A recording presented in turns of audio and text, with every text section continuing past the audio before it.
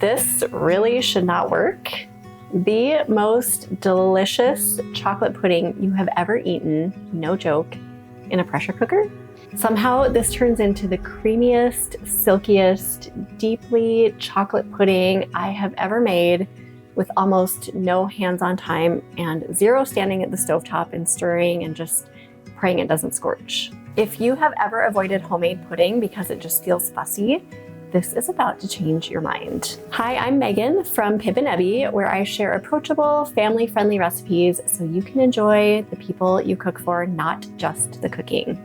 If you have skipped homemade pudding because you don't want to temper eggs, babysit a saucepan, or scrape burnt chocolate off the bottom of a pot, this is your low-effort workaround. The Instant Pot handles the gentle cooking. You get all the rich custardy texture without the drama.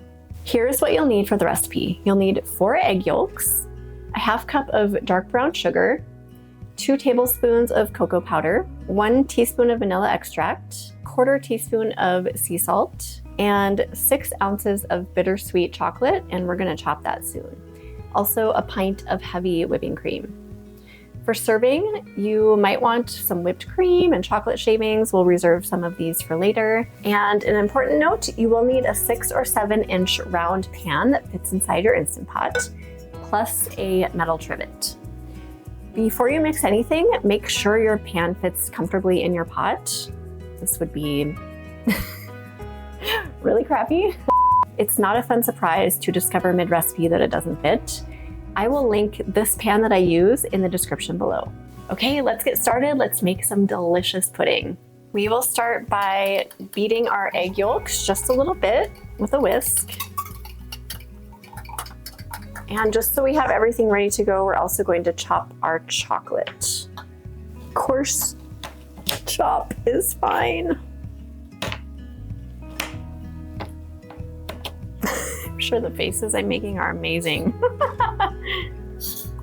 I'll smile.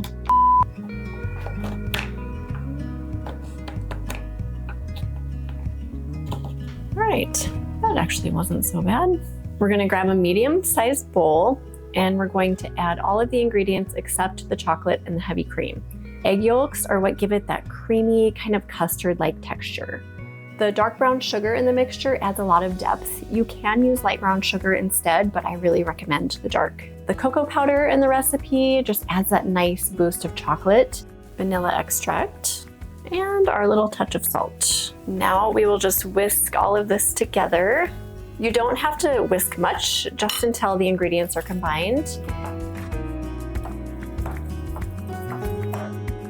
So we will set this aside for now, and we're going to get the ganache ready. So we need to heat up our heavy whipping cream. We need a pint of this. You can do this on the stovetop or in the microwave. I just do the microwave because it's easy. I'll heat it for about 1.5 minutes. I don't want it to get to boiling point, so just enough to get it really warm.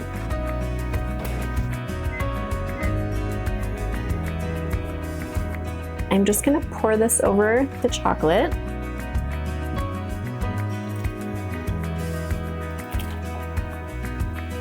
Now we're just gonna let this sit for a couple of minutes so that heat can start melting the chocolate. So we'll watch it do its magic. Okay, now we're set to stir so the chocolate can get all melted.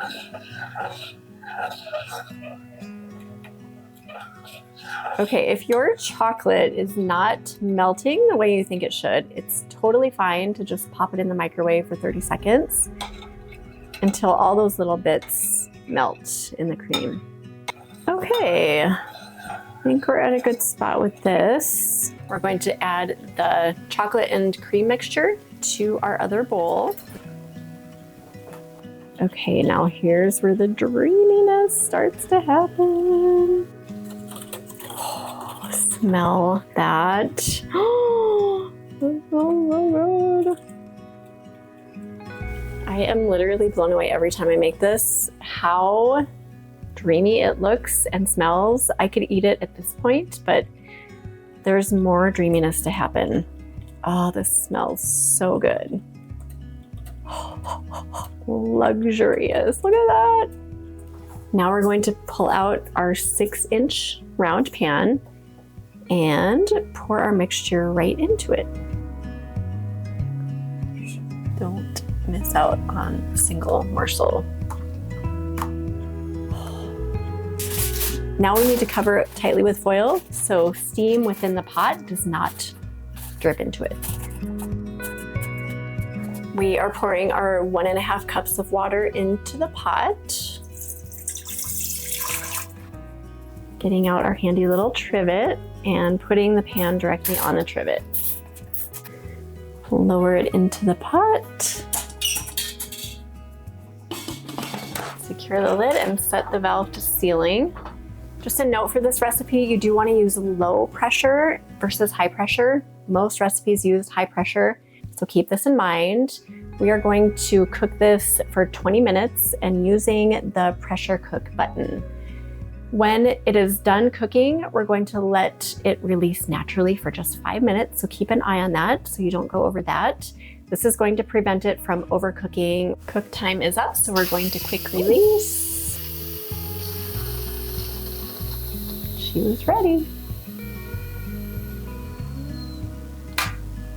That was fast. That's an ideal quick release. Use oven mitts to pull this out of the pan because it is very hot. Be very careful. Okay, let's see what's waiting inside. Okay, it's not quite set yet, but the magic happens in the fridge when it cools. So for now, we're just gonna give it a good stir. Don't panic about how thin it seems. It will set up so perfectly in the fridge. It already smells delicious. I wanna dig in, but I'm going to wait. You will want to keep it in the fridge for a minimum of 2 hours. Better if you can do it longer, so it really sets and thickens up. Our amazing pudding has been in the fridge for a few hours, so we're gonna reveal it and see what it looks like and see what it tastes like. Oh my gosh. I mean, this consistency is a little on the thinner side just because it's been in the fridge for just a couple hours. If you let it set overnight, it will be much thicker. Either way, it's going to be delicious. You can store the pudding covered in the fridge for up to 5 days. It's a really amazing make-ahead dessert because it actually improves as it sits in the fridge. And if you want to avoid a pudding skin from forming on the top, you can press plastic wrap directly against the surface before chilling it. When you are ready to serve, just give it another stir until it's smooth. Spoon it into little bowls. If you're serving guests, it instantly feels fancy. Top with whipped cream and extra chocolate shavings. You can also add a sprinkle of flaky sea salt to give it that salty flavor. You can layer it into parfaits, pipe it into tart shells, use it as a cake filling, spoon it warm over vanilla ice cream. It's so versatile and wildly chocolatey. And yes, you can swap in dark chocolate or even milk chocolate chips if that's what you have on hand. You don't necessarily need to use bittersweet chocolate. It will still be super rich and delicious. My favorite part of this entire day is right now. I am so excited for this. Oh.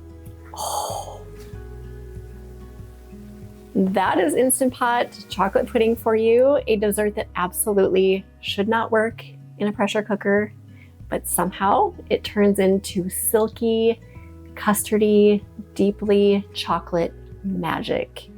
If you're into surprising Instant Pot desserts, go watch my funfetti birthday cake or my pie fillings next, and tell me in the comments, would you try pudding in your Instant Pot? Or what dessert should I make next in the Instant Pot? I am fully committed to exploring the limits of my Instant Pot and making dessert magic inside of it.